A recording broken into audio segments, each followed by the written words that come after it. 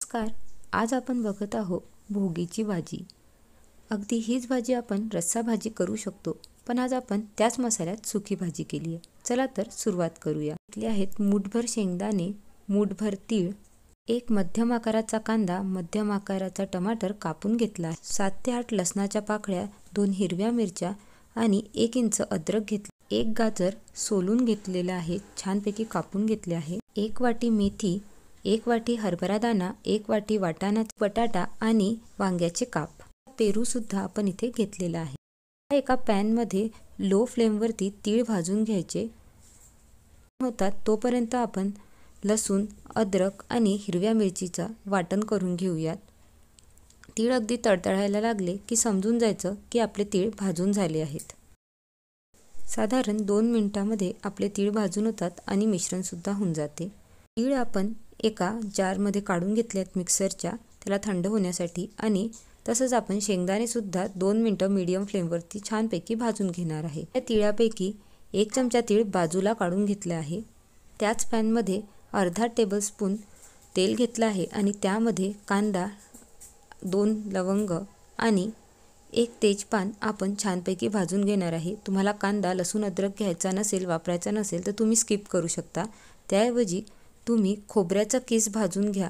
तोपर्यंत आपण शेंगदाणे आणि तीळ बारीक करून घेऊयात. आणि एका वाटीमध्ये 3 ते 4 लाल मिरच्या आपण भिजत घालायच्या आहेत. पण 2-3 मिनिटांनंतर कांदा छानपैकी गुलाबीसर भाजला गेला आहे. एका मिक्सर जारमध्ये काढून घेऊयात आणि याला संपूर्ण थंड होऊ देऊयात. तोपर्यंत त्यात टमाटरचे काप टाकून ठेवूयात. आता त्याच पॅनमध्ये आपण 1 टेबलस्पून एवढं तेल टाकायचं आणि तेल गरम झालं की त्यामध्ये मोहरी टाकून त्यामध्ये सर्वात पहिले गाजराचे तुकडे टाकायचे. अर्धा मिनिट आपण गाजराचे तुकडे हे भाजून घेणार आहोत, कारण गाजर कधी कधी जाड असते, जरड असते, तर त्यामुळे ते आधी भाजून घ्यायचे. त्यामध्ये आपण वाटाण्याचे दाणे टाकून त्यालाही असंच अर्धा मिनिट भाजून घेऊयात. आता यावर झाकण ठेवून याला अर्धा मिनिट वाफवून घेऊयात. अर्ध्या मिनिटानंतर तुम्ही बघू शकता छानपैकी हे वाफवले गेले आहे. तुरीचे दाणे भेटले तर ते तुम्ही अवश्य टाका. वाल्याच्या शेंगा आणि वाल्याच्या शेंगांचे दाणे टाकले आहेत आणि याला असंच मिक्स करून घ्यायचं आहे.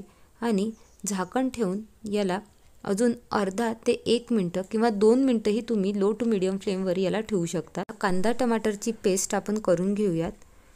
छानपैकी 2 मिनिटानंतर हे वाफवून झालेलं आहे.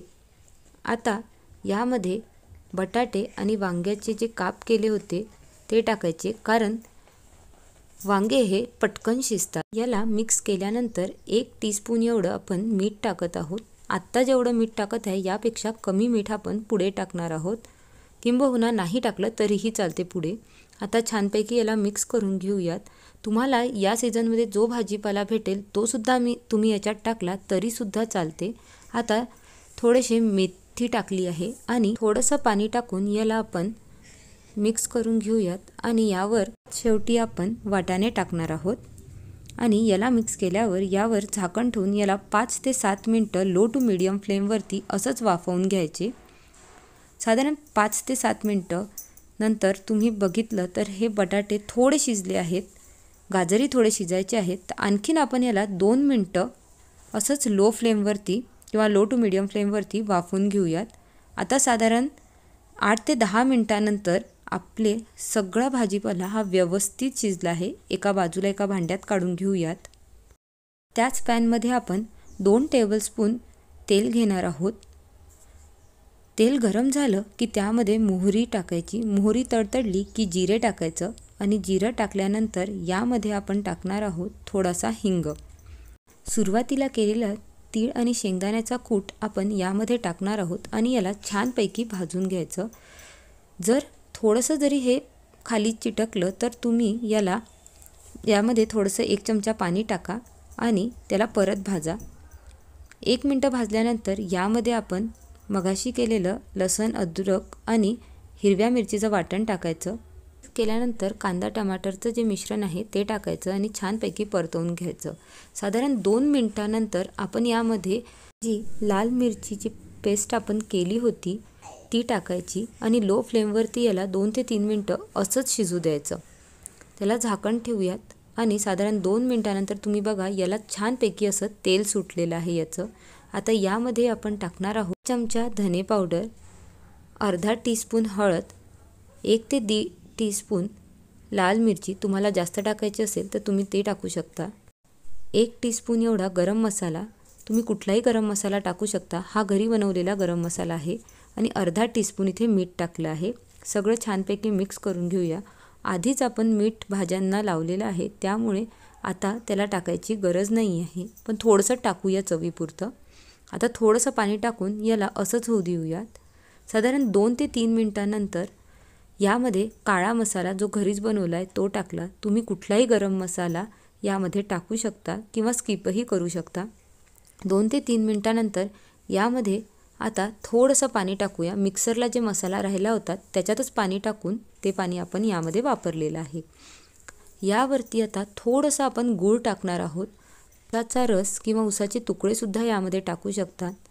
आता शिजवलेले हा भाजीपाला आपण सगळा यामध्ये टाकणार आहोत आणि छानपैकी याला मिक्स करून घेणार आहोत.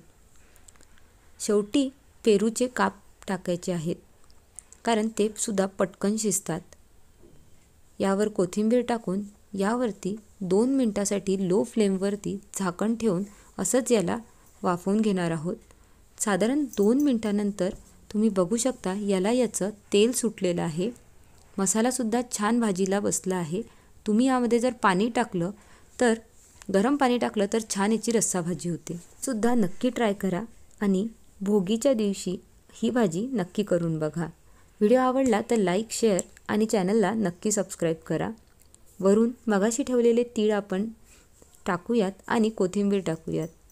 बाजरीच्या भाकरीसोबत ही भाजी फार उत्तम लागते. नक्की ट्राय करा. नमस्कार.